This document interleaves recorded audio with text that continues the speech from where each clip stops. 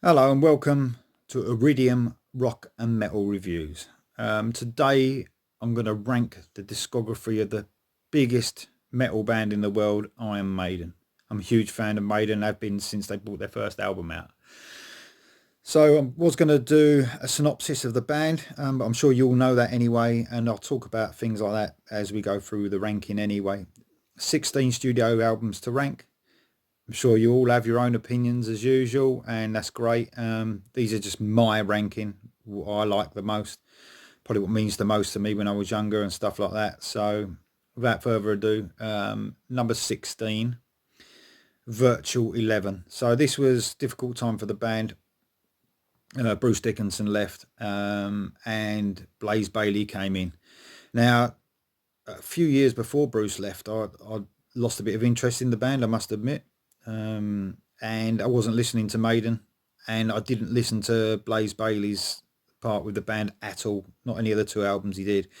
So what I did, because I knew this was coming up, the discography, the ranking of this discography, I thought I'd listen to those Blaze Bayley albums. So this is what I thought. So even though it came in at number 16, I think that there's a lot of promise on some of these albums. It's not really that he had a bad voice, Blaze Bayley. I just don't think it fitted with Maiden. You can actually hear in the music a lot of the songs. It sounds like some of the stuff was yet to come with Bruce being in the band. But I just can't. With Blaze singing, it just didn't sound like Maiden to me. It just gave it a completely different sound. Everyone's got their own opinions, but that's mine. So that was number 16. Number 15 was the other album by Blaze Bayley. That's my number 15 ranking, the XFactor. So a little bit better, I thought, though, than Virtual 11.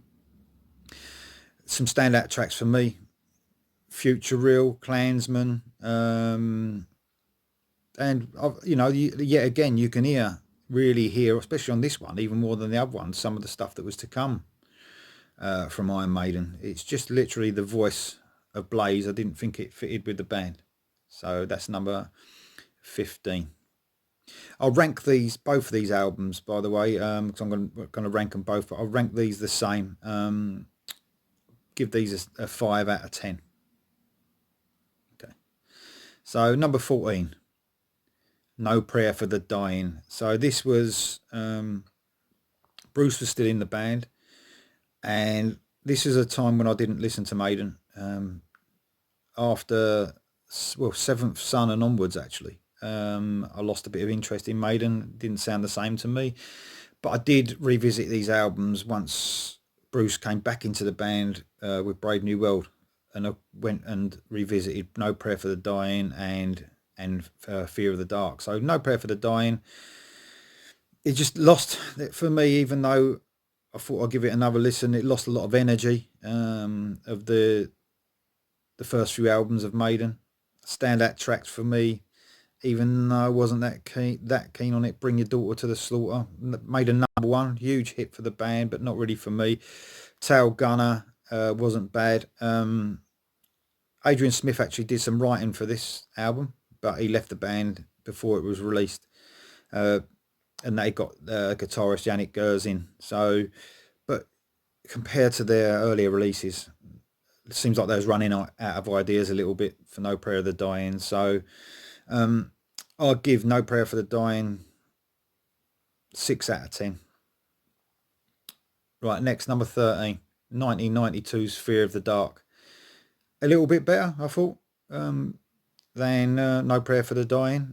Yet again, though, not a lot of energy in the record. It seemed like they was running on empty a little bit. And of course, this would be just before Bruce left the band for the first time. So standout tracks for me for this would be Quick or Be Dead, which I think was a single, and Fear of the Dark. They're probably the best tracks on the album for me. I'd give Fear of the Dark 6 out of 10 also.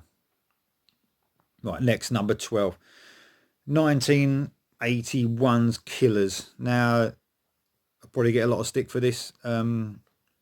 Killers is a lot of people's favourite album. They like the Paul Di'Anno era more than Bruce Dickinson. Not me. I didn't. Killers wasn't a bad album. The production was obviously better than the debut, but the songs for me didn't have the same impact. Especially like when I was younger, the first album had a lot more impact than the second album did. I don't know why, but it seems the other way around for a lot more people. But remember, this is just my opinion. Although there's some good tracks on here. You got Rothschild, Murders in the Room, all being my favourites, and the title track Killers itself. It was good.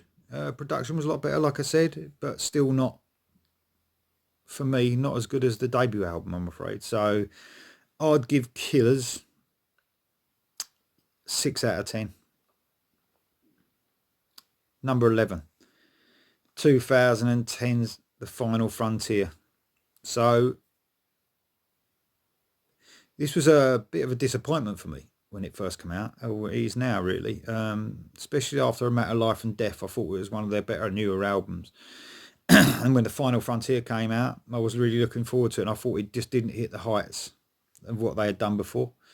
Standout tracks for me, The Final Frontier itself. Coming Home is a really good track. That's one of the top Maiden tracks, but it wasn't consistent enough for me, The Final Frontier. I'll give The Final Frontier also 6 out of 10. Next, number 10, 2003's The Dance of Death. So, yeah, 2003, Dance of Death. I really was into Maiden. Like, again, it really, after the Brave New World and then Dance of Death, it really, I really got into them again, big time. I went to see him on this tour, and yeah, absolutely loved it. The title track for me is a classic. Passion Dow as well, brilliant track. Some real good epic tracks on it, and that's what Iron Maiden's known for, isn't it? Their epic sound, and yeah, they really did. Sorry, the cat's going now. They really did perform on some of these tracks. Dance of Death is definitely one of their better albums. So I'd give Dance of Death 7 out of 10. Sorry about the weird cat. Next album for me, coming in at number 9, the debut album from 1980, Iron Maiden. I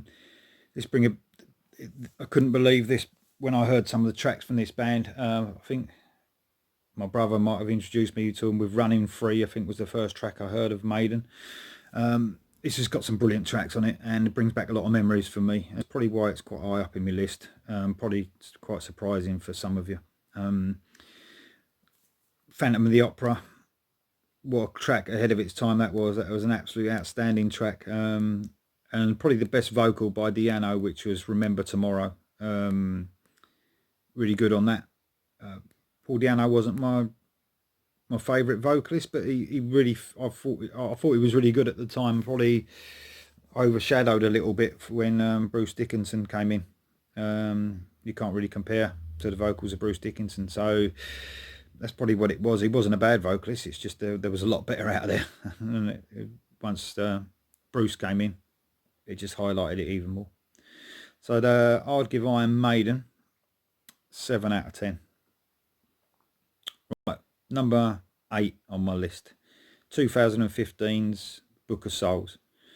So this was a big hit for me when it first came out. I couldn't stop playing it. But I think that over time, like every album, when you first get a new album, it's fresh, it's a really exciting, and you keep playing it and playing it. It's sort of like your favourite album. It sort of was one of my top favourites at the time, but after a while it settles down in your list of your favourites, and it's got some really good songs. It was a really strong album by them. Favourites being off there, If Eternity Should Fail, Book of Souls title track, and Empire of the Clouds, 18 minutes, epic song. Really good. Some of Bruce's vocals on here, especially on the single Speed of Light, bit suspect, some of it, but obviously look, he's getting older now, but it seems like he's straining a bit on the chorus on that. But he's not young anymore, but still some of the vocals on it are fantastic. But I think sometimes he should stick to the deeper range that he's got and maybe not go for the higher range. But yeah, still a really good album, Book of Souls. I'll give that 7 out of 10. So move on to number 7, 2006's Matter of Life and Death. I love this album. There's the main theme running through it, sort of like a concept album, but it doesn't join onto each other. But the theme is war, so all the tracks are based on war. So I love this album. I just think it was brilliant, full of real classics. Really strong album at the time. I think all the reviews reflected that from the magazines. All gave it mostly 10 out of 10, 5 out of 5, whatever the reviews were. I could really see where they were coming from. Some real epic songs on here. These Colours Don't Run, Reincarnation of Benjamin Brieg, For the Greater Good of God, Lord of Light, from beginning to end. Brilliant tracks. So yeah, number 7 this scores, and I'd give this 8 out of 10. Next up on the list, number 6. We're at number 6 now, 2000's Brave New World, The Return of Bruce Dickinson. The production on this, it was, I think at the time it was said that it was a bit tinny and production wasn't there.